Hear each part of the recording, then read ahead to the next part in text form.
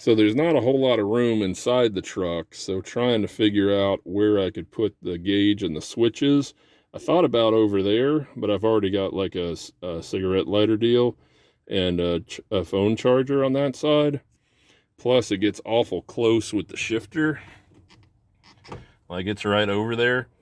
And I think even if I took that out and put it, in here somewhere, the steering wheel is going to get in the way. So every time I want to look at it, I'll have to lean over and look around the side of the steering wheel. So instead, I think I'm going to put it, let me move you here. Instead, I think we're going to put it here where the cigarette lighter, or a cigarette ashtray used to be, because there's actually room up in there. And I'm thinking I can build some sort of bracket that will let me put the gauge in, something like that. And if it invades the passenger side space a little bit, I don't know if I'm that worried about that. I'll be in that seat over there. But anyway, I'm thinking I can build it something like that. Maybe it'll be up here a little bit higher. I mainly just don't want all of the wires and stuff sticking out and like hanging down. So I want to try to keep a kind of clean look. Welcome back to another episode of Cooking with Nate. Oh, perfect timing. Looks like it's ready. What are we having today? For today, our first delicious entree will be a delicious, just downright tasty piece of 2-inch PVC conduit. All right, looks as scrumptious as ever. Oh yes, very good.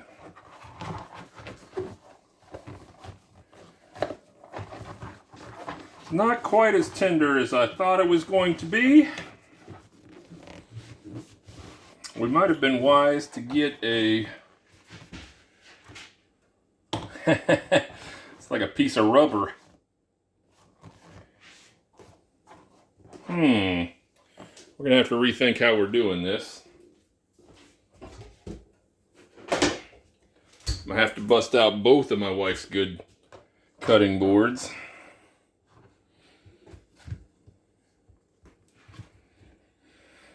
The goal is to bend a 90-degree right there.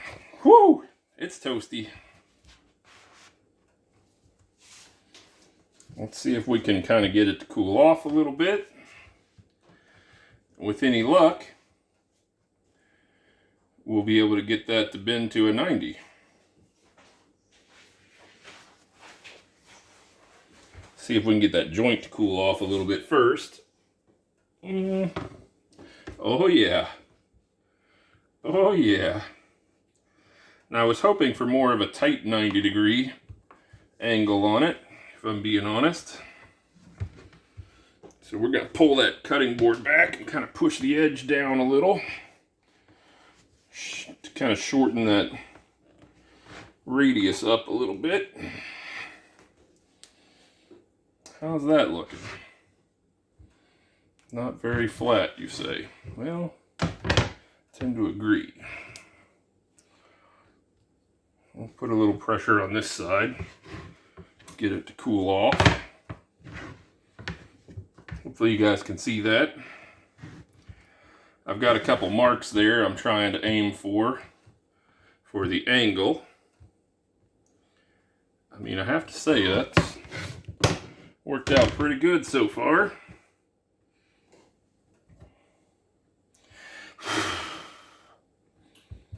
Oh yeah. Now we're getting somewhere.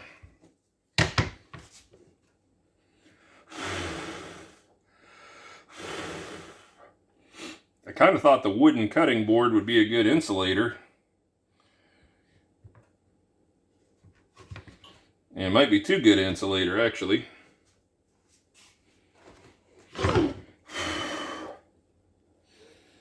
So, basically we're looking at something like this. Still pretty toasty. Obviously I'm going to end up cutting this down to the right size and trimming off this, and we're probably rounding corners. But yeah, basically what we're going to have is the gauge and switches on this side, and then this will just be a piece underneath that covers the rest of that, where that ashtray used to be. But yeah, you get the idea. Should be able to kind of trim it down from there. Anybody that was curious, today's delicious entree was cooked at a sultry 400 degrees Fahrenheit for approximately 10 minutes. And it came out ready to go. Nice and soft like a noodle. I think that's going to be pretty perfect. Time I shape it all up the way I want it to be. I can always use a heat gun and come back and make little adjustments. Like it's not quite a 90 there. But I don't think that's really going to matter. Thought I'd give you guys a quick glimpse of what it's going to look like once it's put together. This is of course going to get painted. Then we got our 4 switches, and then the valve, or the gauge rather, goes in there. I'm pretty happy with how it's turned out so far. I think I'm just going to do some rattle can paint. I ran the vibrator sander on it with like some 180, just to kind of rough the plastic up a little bit. Hopefully the paint will actually stick and not start peeling off. And then I like that there's room above here. I can probably do some labels for what the different stuff is. So yeah, should be interesting. All right, went ahead and put 3 holes in the back. I should only need 1 for my wire, which I pulled through. It's like a 7 wire cord, I guess is the way to say it. But yeah, they'll have distinct colors, which will help. Then I figure this leaves room for the other 8+ air lines that are going to run in and out of there. And then hopefully I can skin this back, and all of this will just be open wires that I can cut to length. Probably leave a little extra, but yeah. And then all I did was go out the back of the box, down along the frame, then I drilled a hole in the bottom of the cab. Let me show you that. All right, so this is behind the passenger seat. Sorry, my rug and stuff is so messy. I will vacuum eventually, but I had already taken the kids' seats out because I really just use it for storage, like what's over there. But I moved all of my junk here, and I'm thinking I might put like a wooden platform in across there. So I have a smooth floor instead of all those dips and hills and whatever. But yeah, I drilled 2 holes here. There's going to be the one black cord that you already see. That's this one. And then there's a hole because there's going to be 2 air lines that run up to the gauge up here in the front, 1 for each needle. And then my plan will be to run this wire along here, along this side, under this rug and stuff, and then on up beside this door. I could run it to the center and down, but that seems like a hassle. And then the holes, I'm going to have to figure out. I'll probably find some heater hose or something and wrap them and stick it through. I drilled 3/4 inch holes, so that should be perfect for like a heater hose tube, I think. So then the wire is going to run, the wire and the 2 hoses are going to run under this door jamb, which has a plastic cover, up in here, up behind the dash, and then over to here where the switches and the gauge is going to be. So we'll have plenty of cord to be able to run that. All right, here's what I did with the 2 hoses and the cord coming through the floor. I ended up putting rubber hoses around both, and then using some green electrical tape, and they stick out the other side about the same amount they stick out this side. Sorry for shaky cam. My little tripod doesn't fit down in here, so you're just gonna have to bear with me. I might end up putting some silicone around them just to help finish sealing it up, but being it's clear up under the cab, I'm not too worried. So then they run around that corner. Focus. Thank you. So I'll probably end up putting a strap, a metal strap or a plastic strap or something and like fastening it to the floor of the truck to kind of hold this end of those wires down, and then also help keep them from pulling. Then also help keep them from pulling back and forth. It fits pretty snug in there, but yeah, I figure something to help hold this down. And then, like I said, I have those seats out of the back, so it looks kind of like this with all my junk. But there's a toolbox I put in this side. But I'm thinking about building maybe just a wood board platform so it's all one level.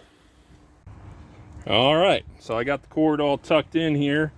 I ran some green colored electrical tape to kind of help hold the hoses, the air hoses, to the cord. And I'm hoping this thing will just snap back down. I don't remember which way it went here. Yeah.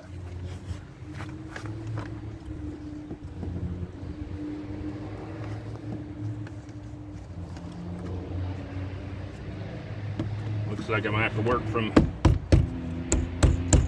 from one end to the other.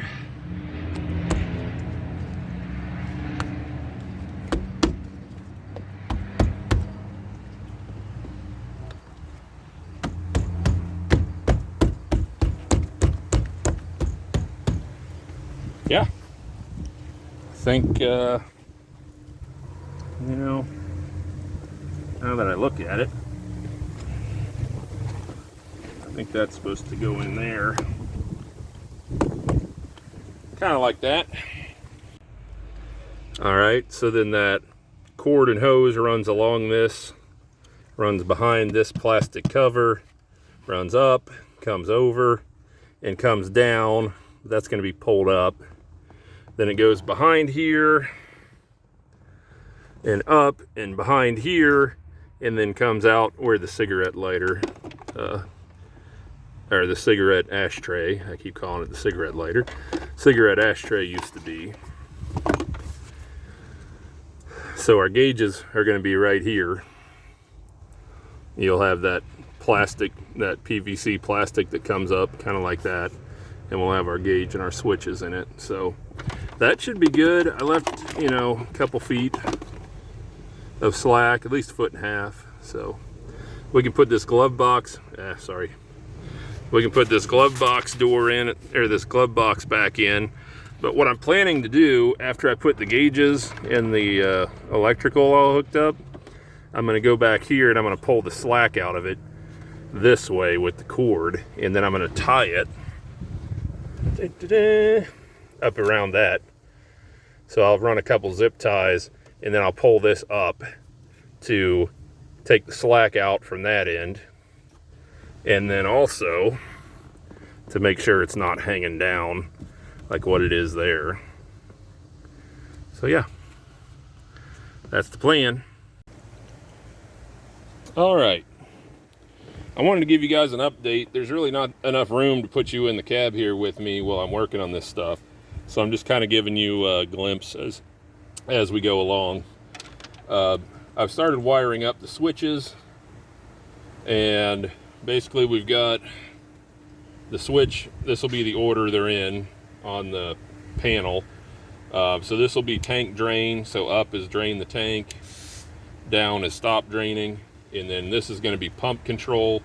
So the middle position will be off, so the pump is completely disconnected. The top position will be pump is on manually, meaning it will run until you flip the switch back to a different position. And then all the way down is auto, and that's going to run through the pressure regulator switch that's going to be mounted to the tank air pressure, and that's going to cycle the pump whenever it gets below, I think, 85 psi. I think my switch is set up for 85 to 105, but that seems a little bit high, so I don't know if I'll stick with that switch or not. So anyway, then on the other side, you're going to have the manual auto switch for the air suspension. So when it's flipped down, aka off, it will run the air suspension height through the leveling valve that's mounted on the axle. If you want to adjust that, you're going to flip it to on, and at that point it's going to send power to the normally open solenoid, that's in line with the air that comes from the leveling valve, and it's going to interrupt that. Then you're going to be able to use this switch, which is momentary, to go up or down. So if you want to go up, you'll press up. Of course, you'll have to hold it, and then as soon as you let go, it'll stop. And if you want to go down or drain the bags, you push down and it'll drain. Then whenever you're done, you'll flip this back to auto, and it'll level the truck out according to that leveling valve. So I needed to have, for these switches, I wanted to have key power. I actually, for key power, I used this cigarette lighter right here, which I don't use either of these lighters anyway, because I have my own that I put in, mostly as a phone charger, because I don't really use a lighter plug-in for much of anything. One second. Oh yeah. That was a good one. Anyway, so I don't use these lighters up here, so I just disconnected this one, and it's hooked to key power, and I think it's I forget what the amperage is. It might only be 15, but either way, all it's running is the solenoid valves in the back, so it really doesn't need much power, but it is fused at least. And that is this red wire coming in right here, and then I daisy chained that. It's kind of hard to see from your angle, but I daisy chained it to these 3 switches. So when you turn the key on, these switches get power. If you turn the key off, it's going to lose power to all the switches. All the solenoids, air solenoids, are going to go to their normal position. And presumably, if you've adjusted the air suspension up or down, it'll return to the height that the leveling valve is set at. So that was pretty easy for finding key power. I didn't have to go digging in under the dash. And then I also lucked out for the light, for the gauge, the light that goes in the back of the gauge. There was actually a light here in the cigarette ashtray. I think I called it a lighter earlier, but cigarette ashtray.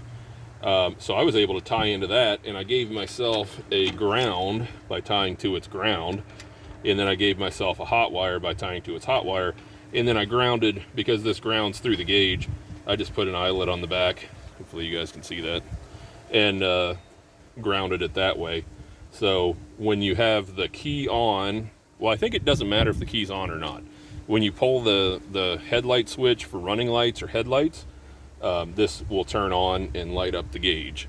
So I'll be able to see the gauge at night. So that worked out great. I didn't have to do a bunch of digging around and wiring and trying to cut into wires.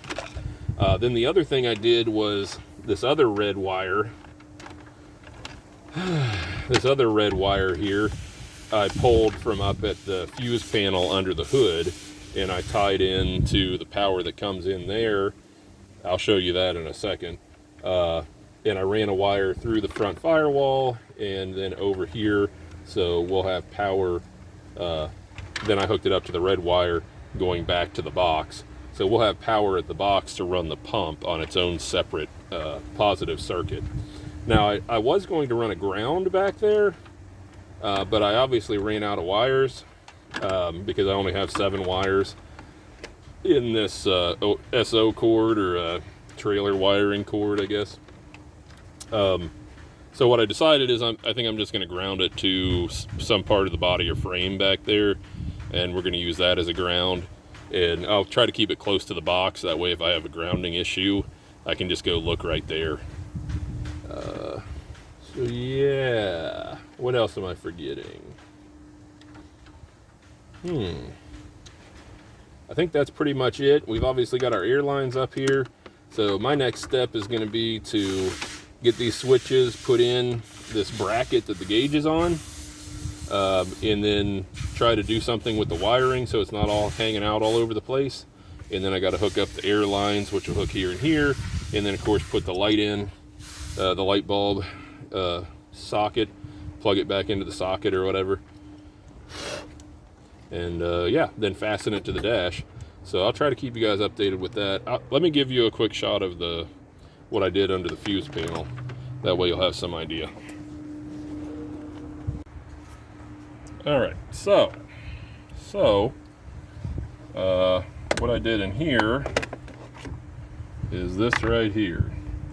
So you've got the main power coming from the battery here, then you've got this fusible link for 140, and then this wire goes to the alternator. So I put it on the alternator side of the fuse, and I just put it under the screw. It's got one over here, if you can see it, I don't know. And then I ran through this removable fuse deal, which I don't have a fuse in it yet because I don't want to blow any fuse or burn the wires up. Then I brought it back through here, and it runs right on top of this, and I put it inside this split, whatever you call it, split loom, and then ran it along here. And I'm sure it's too dark for you guys, but I ran it back here beside the booster, and to where all the wires from this fuse panel actually go through the firewall.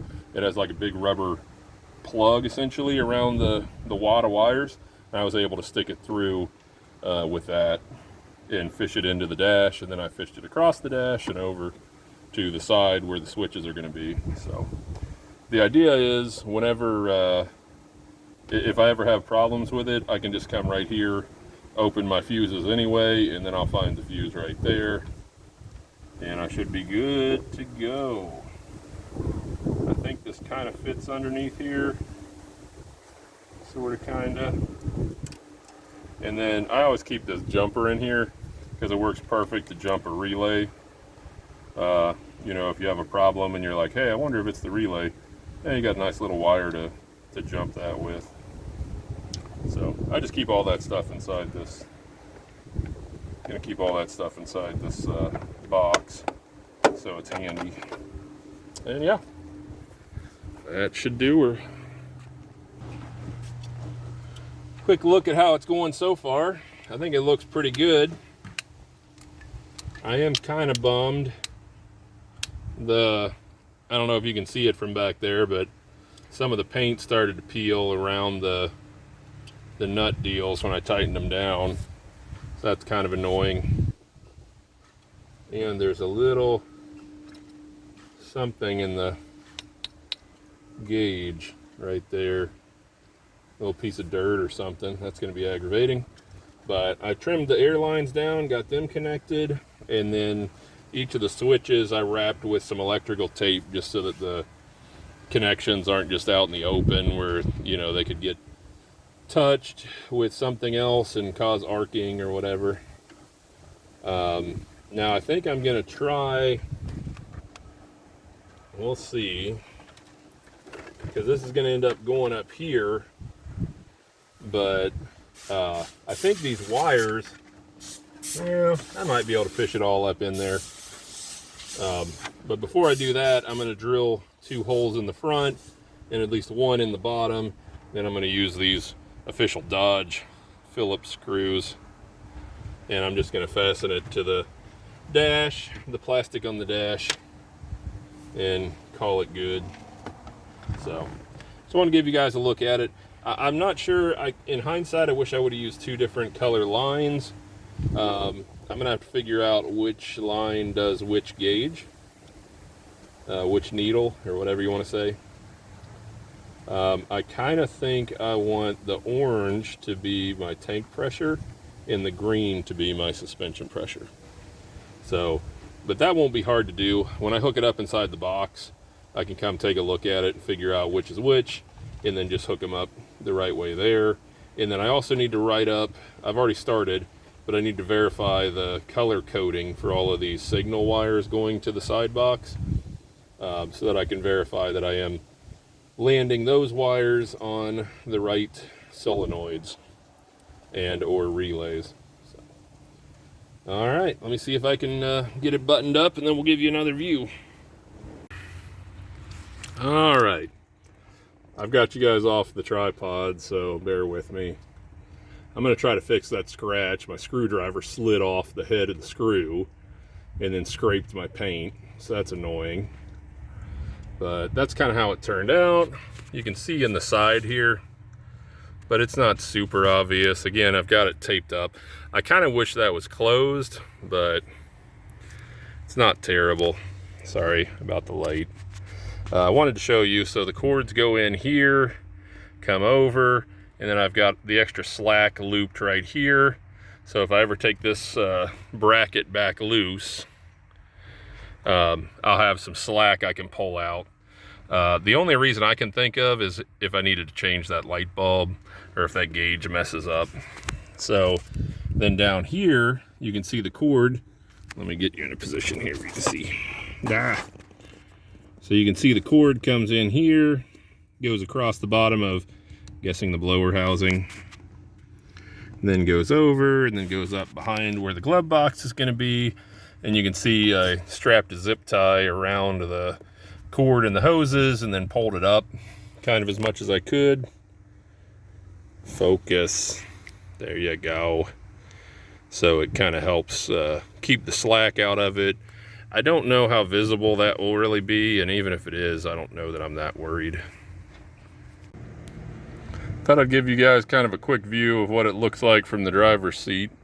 So if you're sitting here, looking out the front, look over, look down, it's right over there. So I would say it's glaring pretty bad there. It's not actually working decent. Leaning your head just a little bit, you can easily see like where the gauge is on the numbers. Is it perfect? Like when you're driving, I think your head's going to be probably in here somewhere. So it's going to be a little harder, somewhere in there. So it's going to be a little harder to see exactly where it's at below 100, but I think it'll be fine. And it's well within reach. Like I can reach, like barely leaning forward to be able to reach and do my switches and whatever. So I think it's fine. And then I touched up that white paint. You can still kind of see the scratch, or that black paint, I mean.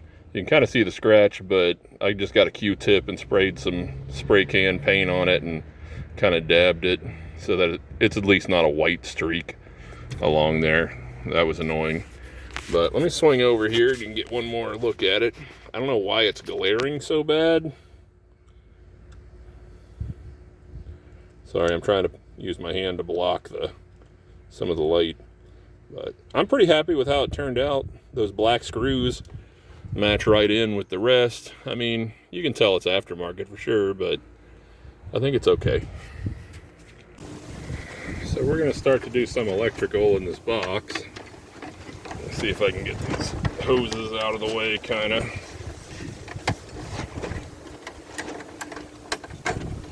Yep, nope. They're going to stay right there, apparently. That is annoying. All right, maybe we'll go this way then. Yeah. All right, so one of the first things I'm going to do is, I like the length of the leads on these yellow and blue is the normally open. So I think I'm going to make these leads up here about the same length so we don't have so much tail hanging off. All right, let's see, that put it in here somewhere. Alrighty. And then we need to skin this back and take the sheath part of the outer coating off. All right, we're cut loose. See if we can slide it off of these wires. Oh yeah, it likes that.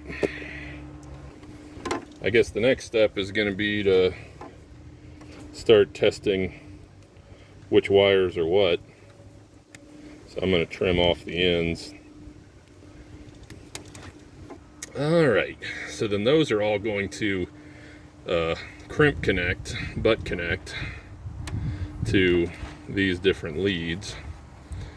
So I probably could go ahead and crimp a connector on the end of them. All right, so we're going to use these, where are we? These red, focus, these red butt connectors. And they actually have heat shrink tube on them already. I think I bought them on Facebook, maybe. I don't remember. You can buy them a lot of places, but I know I bought them online because they came in packs of 100. So it was pretty convenient to I think they sold packs of 100, like 100 red, 100 blue, 100 yellow, and they sold them in like a 3-pack like that. I don't know that I've ever used the yellow on anything, to be honest. They're so large. The red and the blue, I use tons.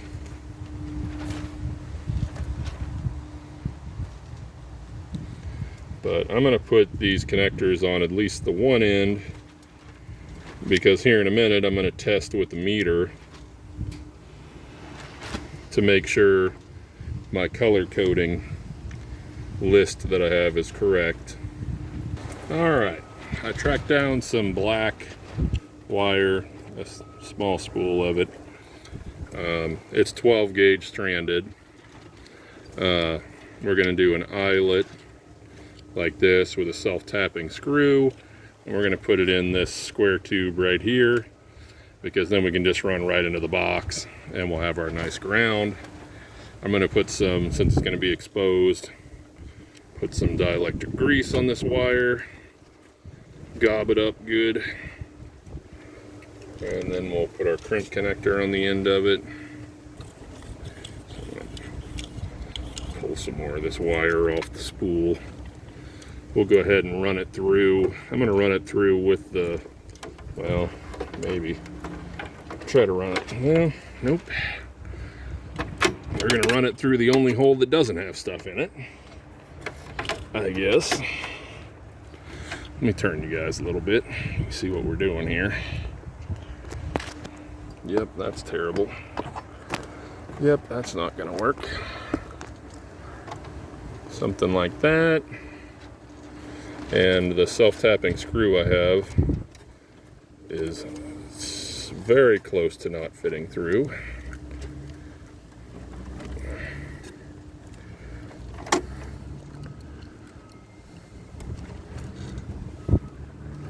We're going to try to stay as close to this box kind of as we can.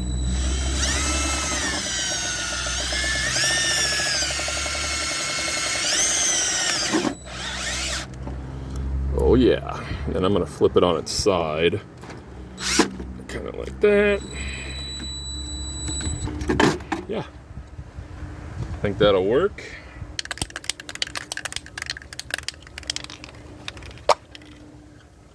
And to help with corrosion, we're just going to soak it good with paint. And I'll come back and give it another good soaking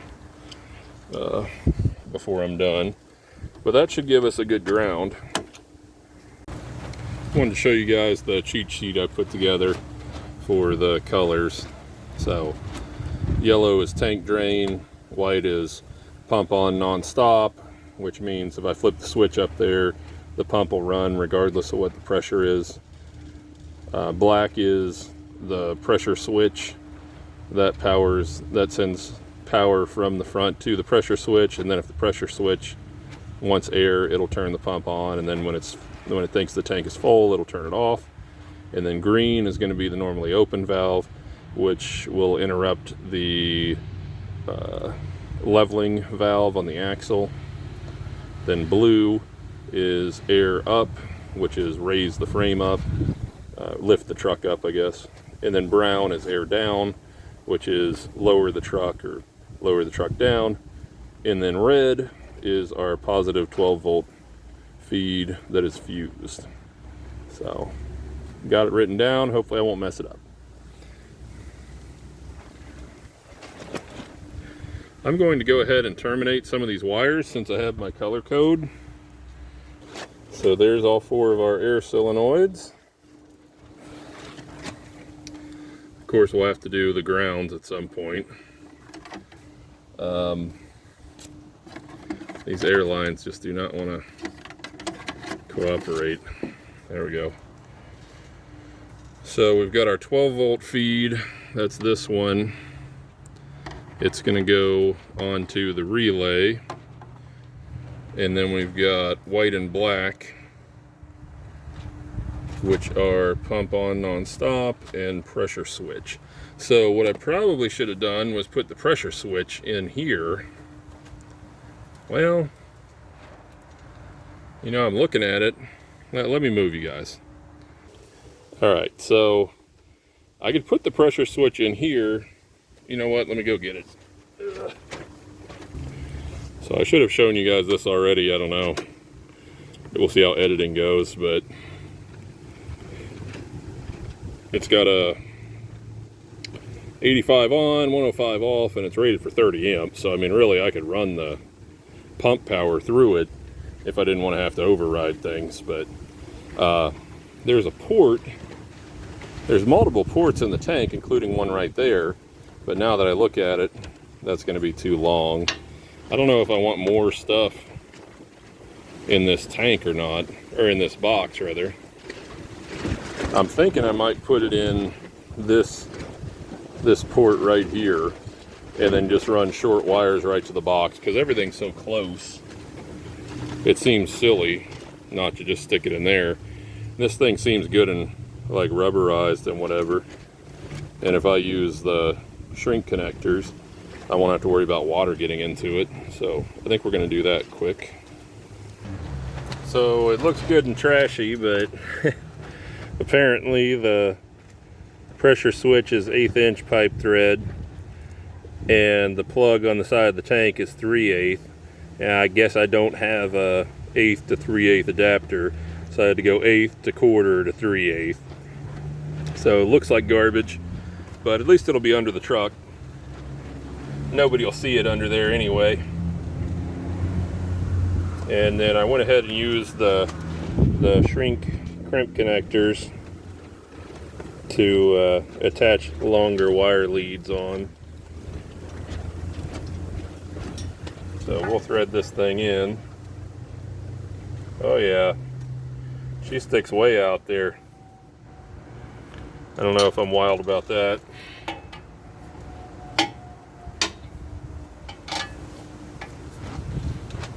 We'll see how long. We'll see how long till something like flies in or pops up or something and whacks it off the tank. Just to show I'm a real pro, we're going to try and fish some of this wire loom, split loom, onto these wires. I don't know if I got the right size. Sorry, I'm sure all you can see is my hand.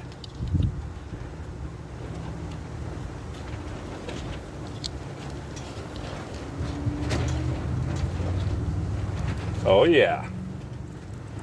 We'll even do some matching black zip ties. I got these little baby size ones. They're probably 20 years old, but they still work. See if we can slide that up a little. Oh yeah.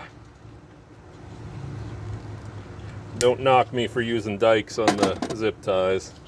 I know it's not preferable. Dogs are being obnoxious. Check. It's just not a Nate video if dogs aren't barking and trains blowing their air horns and big trucks going through all 27 gears coming off the stoplight. Anyway, neither here nor there.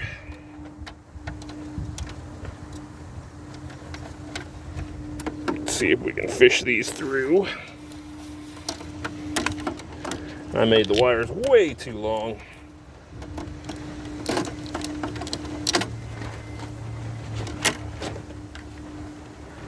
Let me move you guys so you can see. All right, so here it is coming through. I don't know if you can see the end of the wire, the end of the split loom. I don't know why I keep calling it wire loom. Whatever. Anyway, I got way too much leads, so we're going to cut those down to about the same size as these other ones. Now we'll have some wires left over for ground pigtails. So those two, let's see here. One of them, which one? We'll do the red one. The red one will connect to the pump pressure switch lead. which is black pressure switch, white pump on nonstop. So we want to connect to black. So we're going to strip the black and connect black to black. There's things I could say, but I'm not going to. Anyway, at least one of the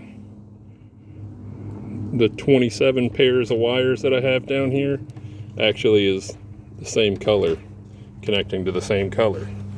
Everything else is very diverse, I guess is the way to say it. There's your politics for the day. That's all the politics you get in this video. That's it. So the other end, this red wire will connect to one of those on the relay. This ground, black ground, will connect to one of them on the relay. And this red will connect to one on the relay. Now the only wires we got left are white. White will also connect pump on nonstop to one of the wires on the relay. So it worked great for testing to put these shrink connector butt connectors on, but now I've wasted a bunch of them because I end up having to cut them back off because they get a different connector on the end, not a butt connector. So, all right, so this one goes on 30. Trying to keep this stuff from getting too tangled. 30 is on the very far back. Now, one thing I'm gonna do, I'm gonna put a little dielectric, pump some dielectric grease in here. There's a little extra. Especially since that relay's sitting so close to those holes, and I don't really plan on completely plugging them off.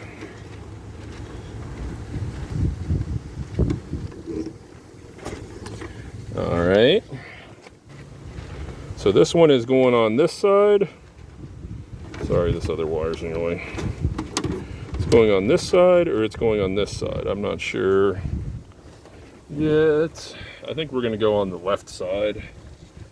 So let's go ahead and goop this thing up a little bit. Oh yeah.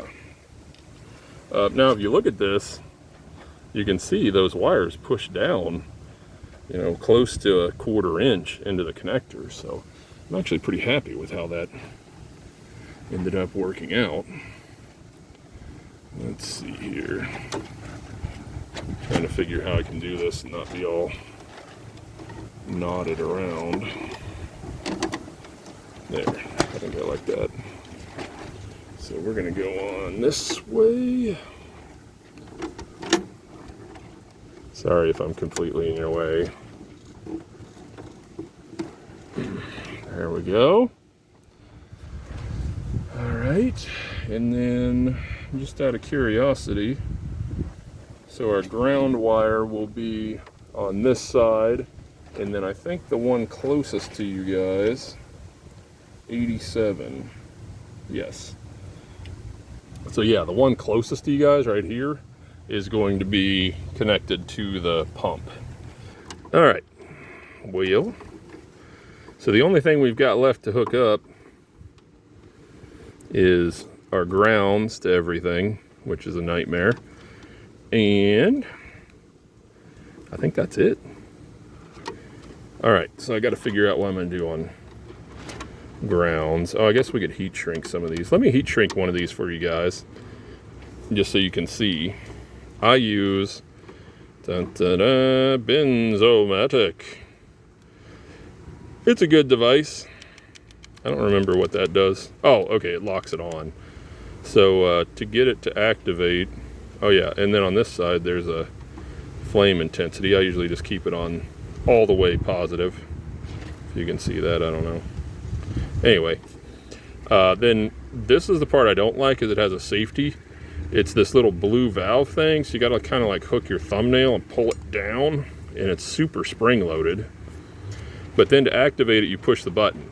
So the first part of the button, when you push it, releases gas, and then the last part strikes and lights that gas. So the part I don't like about this tool, if you push it real quick, it has a tendency of not lighting. So you have to kind of like push it halfway, wait a second, you know, I say a second, half second, quarter second, and then push it and make it ignite. Otherwise, a lot of times it won't light. Other than that, it is refillable. And I've had this thing a long time. I think maybe Home Depot. I don't remember where I bought it. I'm sure you get it on Amazon or eBay or something. But it has a nice wide base, so it's easy to sit. That's nice. I just, I don't know. Maybe if I get another one, I'll break that plastic off of the old one and see if I can just get rid of that safety deal. Like, I understand why they want it, but I don't know. Seems kind of silly. So I'm going to try to roll this wire as we do this. So yeah, here we go. So I got push halfway. Sorry. It's not burned my hand. I'll push halfway and then snap. I don't know if you guys can see the, whew, I don't know if you guys can see the flame. It's toasty. Got to be careful not to torch the heck out of the wires. At least it's nice and windy out. This would really suck. But it does light, you know, as long as you slowly depress the button, it does light every time. Ah, too hot. Burning the coating. See, and it doesn't blow out. Like if you've ever been on the cheap and done the cigarette lighter, which I used to do all the time because I didn't have money. That was a pain if it was breezy at all. So this thing, you light it and it stays on. See, when it's still, I can dial that heat in just right. But when it's windy, I'm trying to light that one on fire. Oopsie.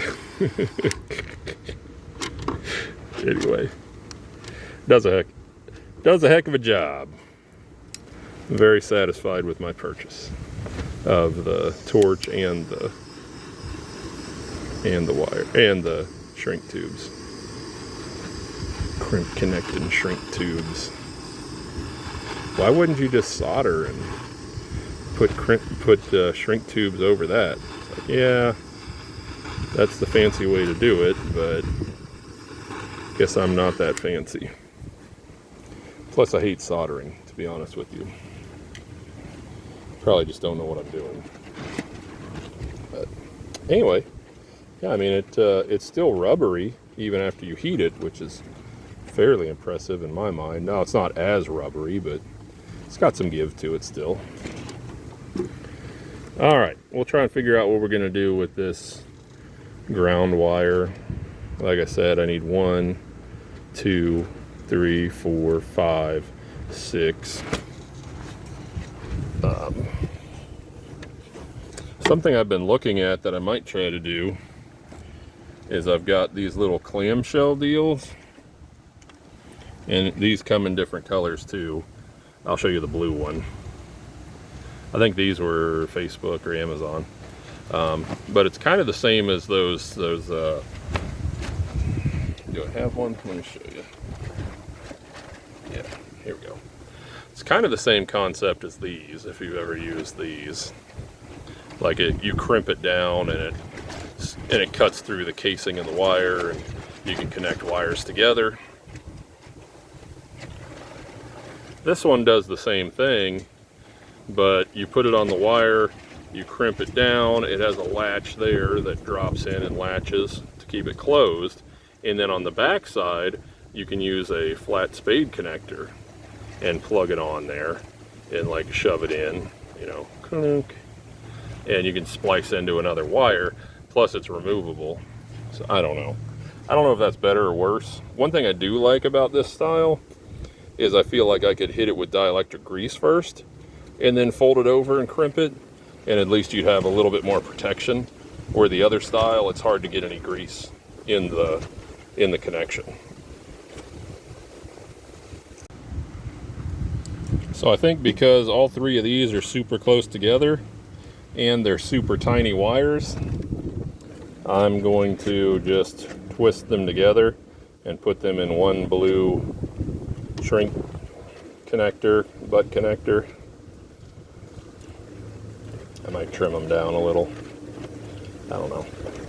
I'm pretty sure they'll fit into that one connector. Alright, well that eliminates 3 of the 5. Or reduces 3 down to 1 at least. It takes 2 of them. 2 of them out of the equation.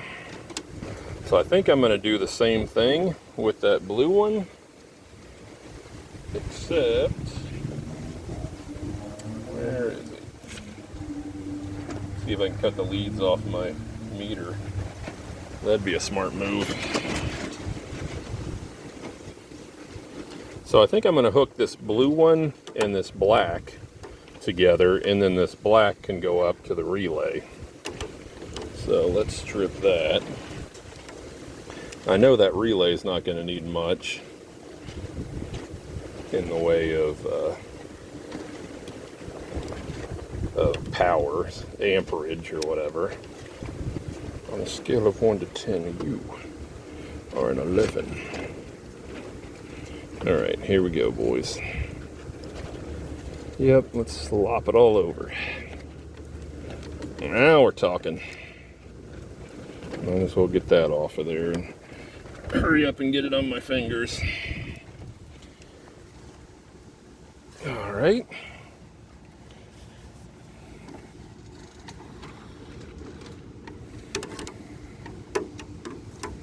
Trying to decide how much extra rope here I want to leave. Thinking about like that. It's going to be a giant spaghetti mess, which I'll come back and put zip ties on it to clean it up, but still, I wish I had a better system. And I guess the door on the front of the box closes just fine, so what people don't know won't hurt them. Just gonna run her right on down in there. Oh yeah. These are my favorite wire stripper crimpers, by the way. All in one tool. I assume you can still buy them. Bought them from a Menards store when I was up north still. I'm in Texas right now, for anybody interested. But I don't think you can even get them at Menards anymore. But it's nice that they're an all-in-one tool. You can strip wires down here.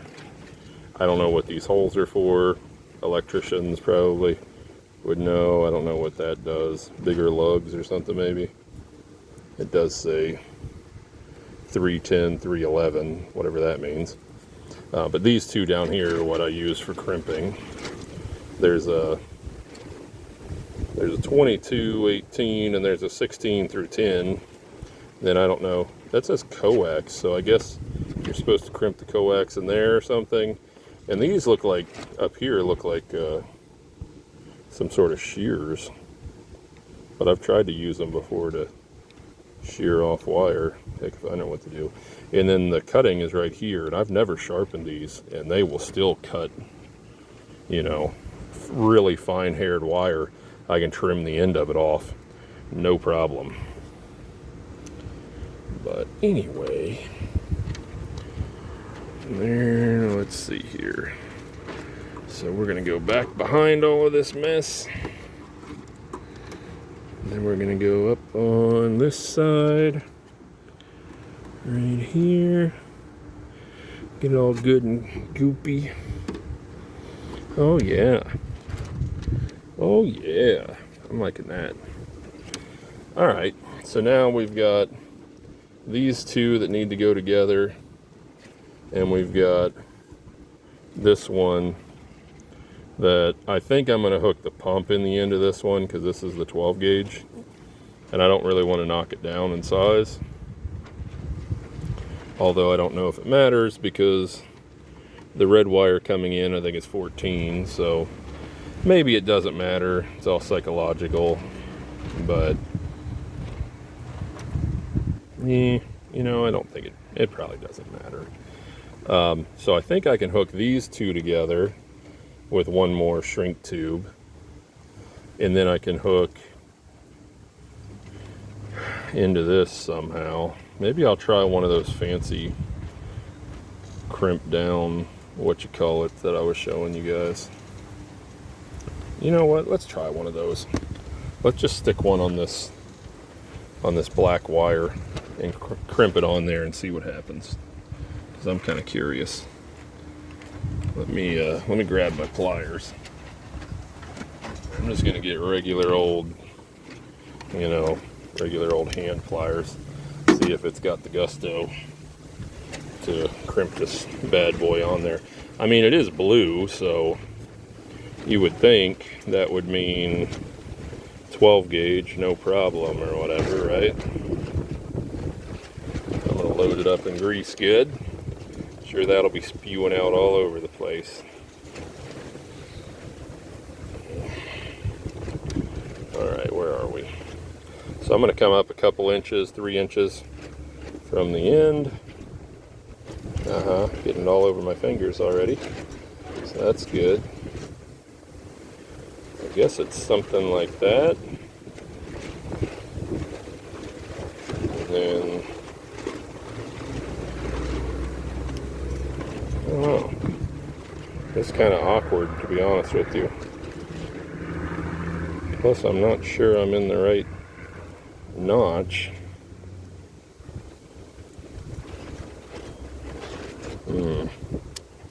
Yeah, this seems kind of crappy. This might be a as seen on TV kind of scenario. We're just gonna go for broke here and see what happens. Yep, immediately I can see it's not latching in. It's also not pressing into the casing of the wire. So I don't know if there's a trick to this. Yeah, it hasn't even bit into that wire at all. So, yep, I'm calling that BS. I would say save your money. There's a little spot there, if you guys can see, I don't know, where it kind of got through the casing. So I'm gonna have to cut that off, but yeah, I would say don't do it. Don't buy it. It's not good. So I think we're going to what do we want to do with that? I think we're going to cut this off, then we're going to throw that away, obviously. There goes the profits right out the window. Then we're going to trim this back. We're going to put another crimp on the end.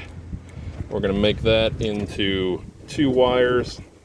We'll call one pump, and the other one, I guess, can go to these 2. So we'll have to do one more splice or whatever, one more set of wires or whatever, one more shrink tube.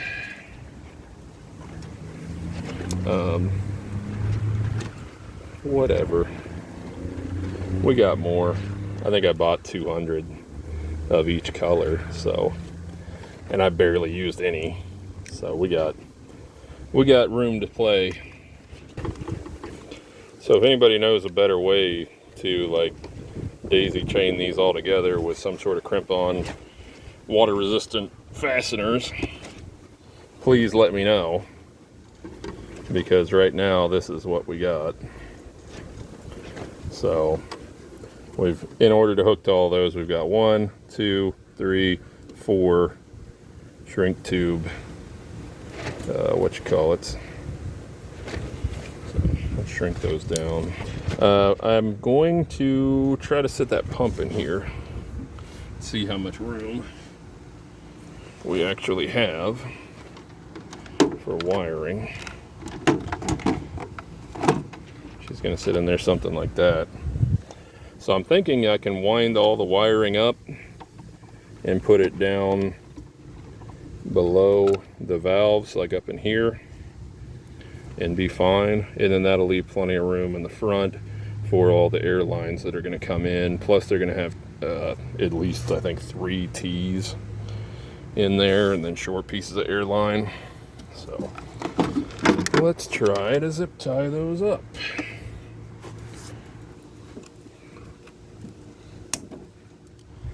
Don't be sad.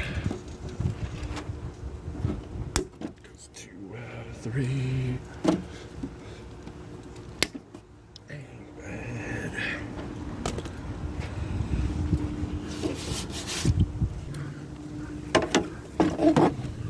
Oh yeah, I'm liking that. Let me move you guys. Yeah, it's looking pretty good, if I do say so myself. And I do. I'm a little bit worried. This pump has switches on either side for on-off. Guess they're the same switches. But one of them does the light on the end. Maybe I should just get my drill out and fix that light. I think I'm going to do that.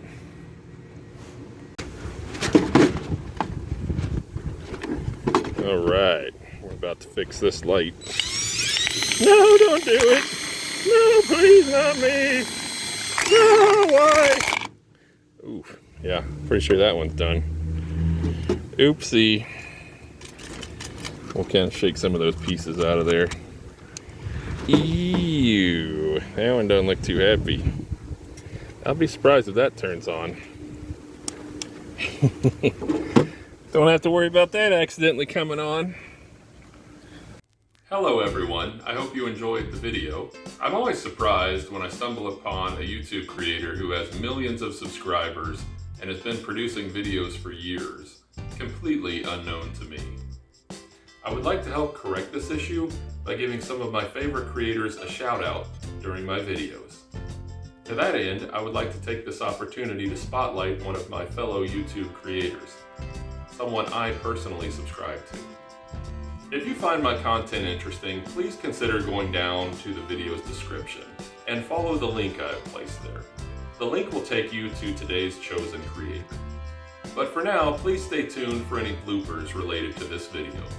Thank you, everyone.